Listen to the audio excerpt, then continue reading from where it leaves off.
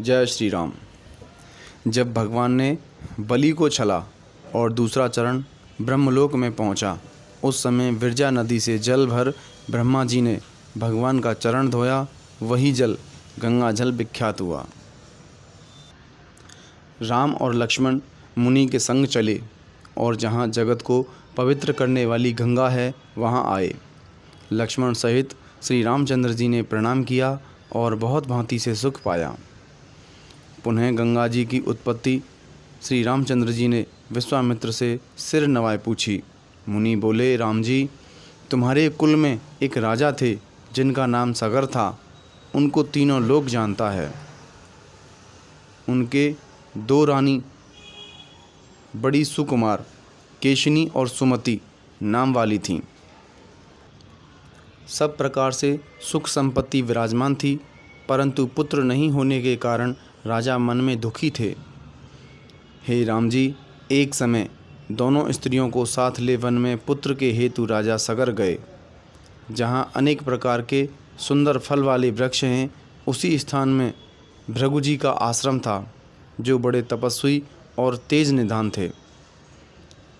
राजा उस वन में प्रसन्न मन से 100 वर्षों तक तप करते रहे और भृगु जी अनेक स्तुति की।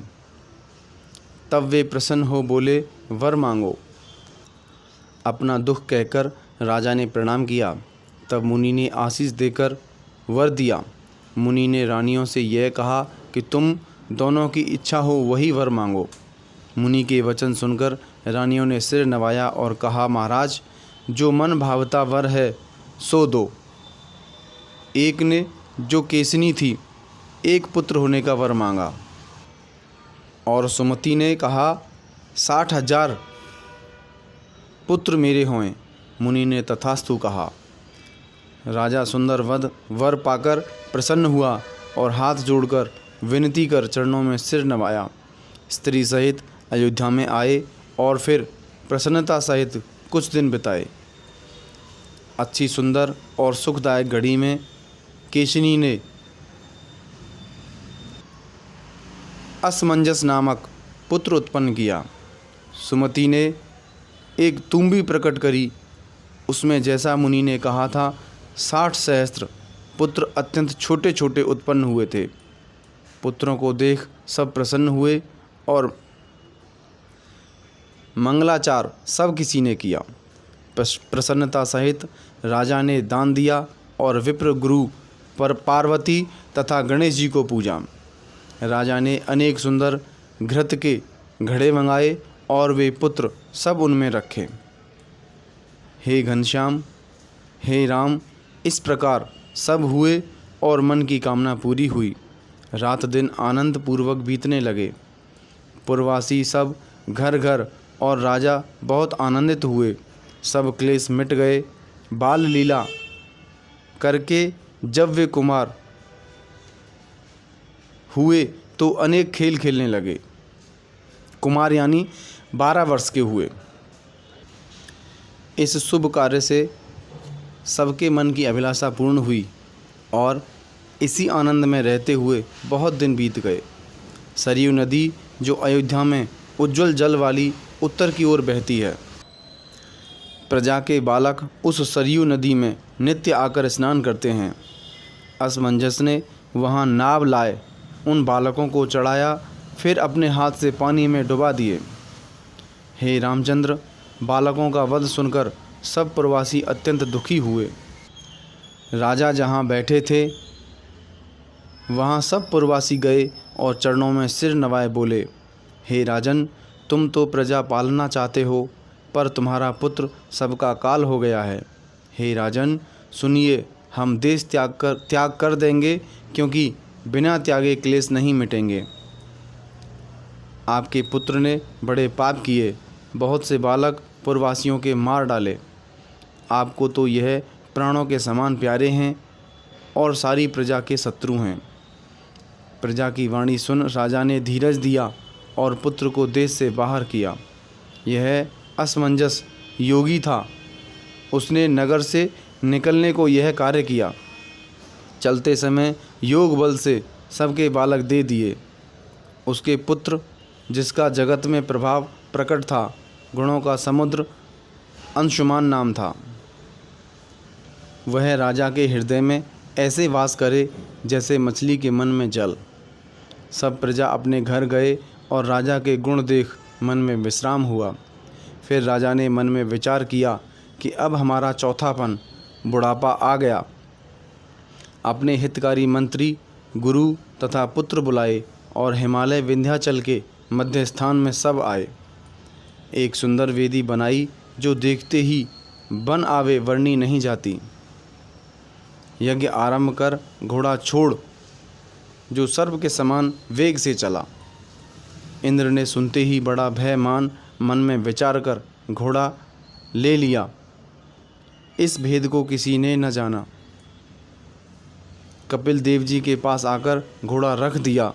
इस बात को किसी ने नहीं जाना और न किसी ने इंद्र को घोड़ा ले जाते हुए देखा। जो चतुर योद्धा रखवाली करते थे उन्होंने भी न जाना कि कौन घोड़ा ले गया। उन सब ने आए राजा से कहा, महाराज, हम कहते डरते हैं कोई घोड़ा ले गया। यह कोई नहीं जानता क्या करें, अब क्या आज्ञा होती है। वचन सुनकर राजा बड़े विस्मित हुए और सब पुत्रों को तुरंत बुलाया। राजा ने आज्ञा दी, जाओ तुम घोड़ा देखो। यह सुन सब चरणों में सिर नवाए चले। सब वीर इंद्र के समान बलवान, सब बड़े धनुर्धर, रण में अत्यंत धीरता रखने वाले। उनके चलने से पृथ्वी व्याकुल हो गई और बहुत से जीव आकर बलि पशु हुए। फूल वाटिका, उपवन, बाग, नदी, बावड़ी, कुएं, तालाब, नगर, गांव, मुनियों के स्थान, पहाड़ की कंदरा, वन और अनेक स्थान, इस प्रकार से घोड़ा ढूंढकर वे राजा के पास चले आए और चरणों में सिर नवाकर कहा, महाराज, घोड़ा कहीं भी नहीं मिला है। तब राजा ने कहा, हाथों से पृथ्वी को खोदो। यह सुनकर वे सब पुत्र पूर्व दिशा में आए। उनके हाथ वज्र के समान और बलवान, 1 योजन भर पृथ्वी रोज खोदें। अतुल बल देखकर देवता डरे, किंतु ब्रह्मा ने सबको समझाया कि यह सगर पुत्र नष्ट होंगे। पृथ्वी खोदकर सब पाताल को आए और एक दिग्गज को देखकर सिर नवाया।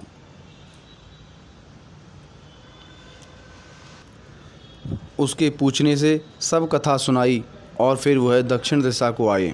इसी प्रकार से फिर दूसरा गज देखा। वह बहुत ऊंचा और अधिक उज्ज्वल था। उसको भी बहुत प्रणाम कर फिर चले और खोदते हुए पश्चिम में आए। तीसरा गज देखकर प्रदक्षिणा की और फिर उत्तर दिशा में ढूंढने लगे। श्वेत दिग्गज देखकर सबने सुख पाया और फिर सब कपिल मुनि के निकट आए। पृथ्वी ढूंढने में पार नहीं पाया।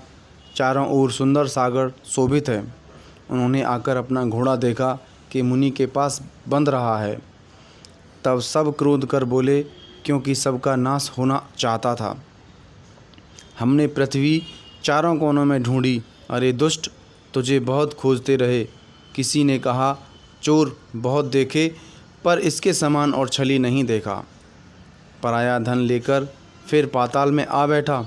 इस चोर ने मुनि का भेष बनाया है। किसी ने कहा, यह मुनि नहीं है, इसके लक्षण देखकर ही मन में समझ लो। किसी ने कहा, अहो, इस दुष्ट बगला भक्त ने हमारा घोड़ा ले अपार तप किया है। यह वचन सुनकर मुनि ने जब ही देखा कि वे सब उसी क्षण भस्म हो गए। शिवजी ने पार्वती से कहा, जो वचन समझ के नहीं बोला उसको अमृत विष ऊला कड़वा हो जाए। जो जीव जान बूझकर अग्नि हाथ में धरते हैं वे बड़े अभिमानी क्यों न जलें। तो जानबूझकर विष संग्रह करे अर्थात भक्षण करे। सुनो, राम जी वे क्यों न मरें। बिना विचार उन सब ने क्रोध किया। इससे सब जलकर राख हो गए। इसके बाद राजा ने अंशुमान को बुलाया और कहा, वे पुत्र तो नहीं आए, तुम तो जाकर ढूंढो। राजा ने बड़े प्रेम से बारंबार आशीष दी और कहा, घोड़े को तथा मेरे प्राण आधार पुत्रों को जल्दी लेकर फिरो, अथवा हे मेरे प्राण आधार पुत्र, घोड़ा लेकर जल्दी आओ। कुमार चरणों में सिर नवाकर चले। यह विष्णु के भक्त कुल के दीपक थे। जहाँ तहाँ मुनि के स्थान देखे वहाँ वहाँ दंड प्रणाम कर खबर पूछें। पन्नग नाग से आशीष पाई और चारों दिग्गजों से सिर नवाकर प्रणाम किया। इस प्रकार मार्ग में ढूंढते चले। उस समय सुमति के भाई गरुड़ जी मिले। यह अंशुमान के मामा हुए। गरुड़ ने चरण पकड़ते ही अंशुमान को आशीष दी और सबके भस्म होने का वृत्तांत सुनाया। यह सुनकर अंशुमान को बड़ा सोच हुआ। तब गरुड़ जी ने जलाशय दिखा दिया। अंशुमान ने वहाँ मंजन कर क्रम क्रम से सबको श्रद्धांजलि दी। फिर गरुड़ जी बोले, हे सुत, मैं तुमसे कहता हूँ, एक बात करिए। हे पुत्र, वही उपाय कर जिससे गंगा पृथ्वी में आवें, जिनके दर्शन से पाप छूट जाता है और स्नान करने से परम सुख होता है। इस प्रकार यह 60,000 तर जाएंगे जो परम पवित्र गंगा जी प्राप्त हो जाएं। यह वचन सुनकर मन में प्रसन्न हो गरुड़ सहित अंशुमान मुनि श्रेष्ठ कपिल देव जी के निकट आए। तब गरुड़ जी मुनि के चरणों में पड़े। उन्होंने पहली कथा सब कही। आज्ञा दे मुनि ने घोड़ा दिया और अंशुमान अपना घोड़ा पहचान कर मन में प्रसन्न हुए।